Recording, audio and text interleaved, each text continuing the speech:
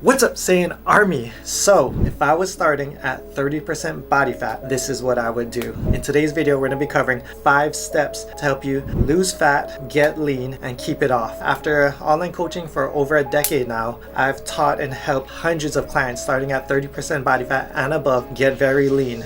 But not just that, keep it off afterwards, because it doesn't matter if you get lean and hit your goal if you just rebound and gain it all back afterwards. So we're going to talk about long-term sustainability. So let's get right into it.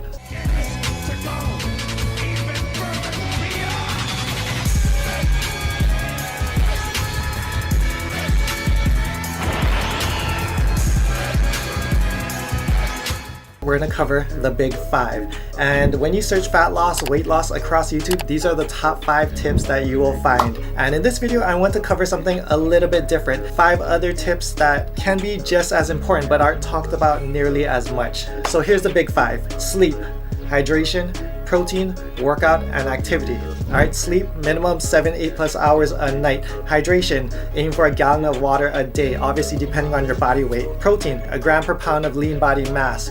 Workout, lift heavy, high intensity, train close to failure. Activity, 10,000 steps a day.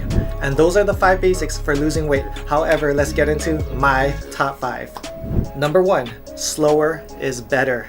One of the biggest problems I see with people on their fat loss journeys is they go too fast and they burn themselves out. Fat loss is a marathon, not a sprint. I've said this a million times on this channel. And if you start off your marathon in full sprint, then guess what? You're not going to make it towards the end. You're going to burn yourself out. So how should you start? If you're inactive, not working out, not dieting, starting at rock bottom, then start just getting your activity up. Start with 3,000 steps a day, 4,000 steps a day, 5,000. Set daily step goals and build consistency that way. Next, you're going to start training. Go to the gym once a week, twice a week. Just start slow. Build some consistency in going to the gym. Start from there. Why? Because the gym is a lot easier for most people to go to than diet. Diet is an everyday thing, whereas gym is once a week, twice a week. Just start somewhere and build consistency. Next, you're going to start dieting. Start tracking your macros. Studies show just by tracking your macros, not even having a calorie or macro goal, just by tracking your macros, you'll lose weight. And remember, progress is key. Number 2, fasting. Now, no, you don't need to do intermittent fasting. However, this is something that's helped me out a lot for the past 7-8 years, and that is just pushing your first meal back later in the day. Now, for me personally, I'm not the type of person that's really all that hungry in the morning. Like, I love breakfast foods, however, I'm just not that hungry in the morning. So I notice if I force myself to eat in the morning, that just sets my day up for failure, meaning I'll be hungry for the rest of the day. But not only that, but I'll feel like Yajirobe to start my day because I feel lethargic after my first meal. Another thing I love about pushing your first meal back to later in the day is that I like eating big meals. I don't like eating small meals throughout the day. I like eating big solid meals, even if it's just 2 huge meals and like a medium-sized snack later on at night. That's totally fine with me. However, I just like to eat big meals. Is that the best for muscle protein synthesis? Probably not. However, it's whatever works for you and is sustainable long term. And this is what's worked for me. Number 3, set a clear goal and timeline. Now, this tip kind of ties into our tip number 5. However, it's a little bit different. Stay tuned for tip number 5 because it is fire. However, book a trip, have an event, have a goal and a set timeline that you want to get this done by. This also ties in with tip number 1, which is slower is always better. Understand that a lot of times you're not going to hit your goal, but that's okay. Let's say you cut down from 30% body fat. Your goal is 10% body fat for Hawaii. You want to get shredded. You want to look good on the beach.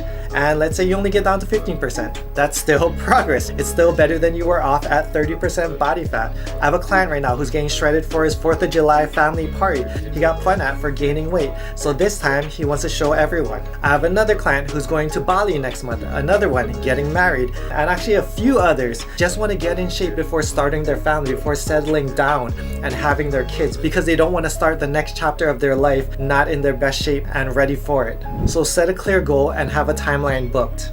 Number 4, consistency.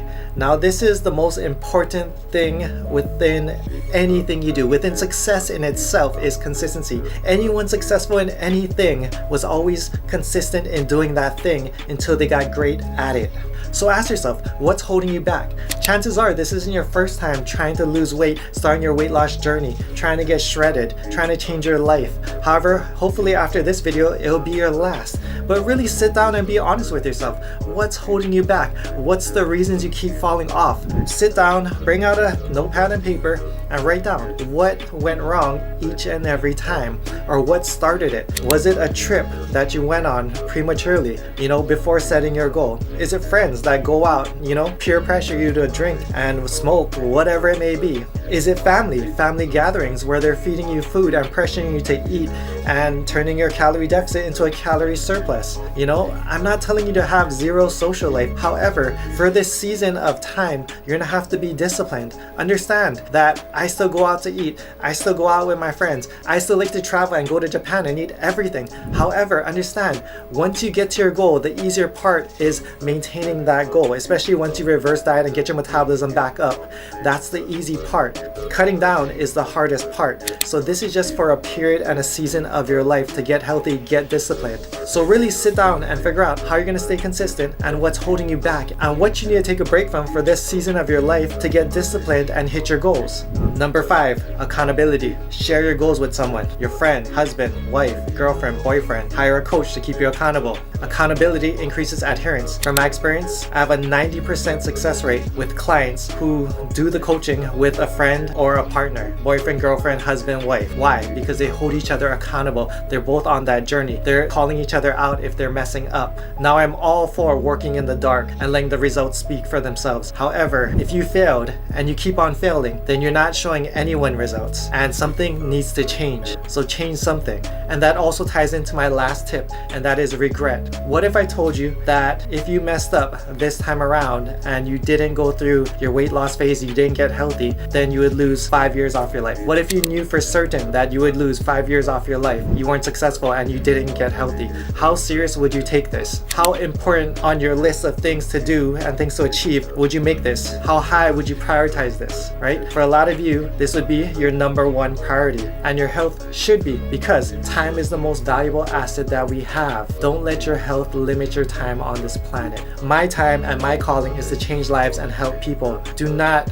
leave this world with regrets. Do not be on your deathbed thinking, I wish I started taking care of my health 5 years ago, 10 years ago. Do not wait till you get the call from the doctor telling you bad news. And if you're not going to do this for yourself, do this for your kids or your future kids. Would you want your kids following your example? And if the answer is no, then you need to change. In America, 20% of kids are overweight and obese. That is an insane number. 1 out of every 5 kids are obese. And let me tell you, it's not their fault. Take responsibility, take action, change your life, and leave this life without any regrets. Online coaching, apply, link down below. Hope you guys enjoyed the video. I'll see you guys in the next one. Much love, Aloha.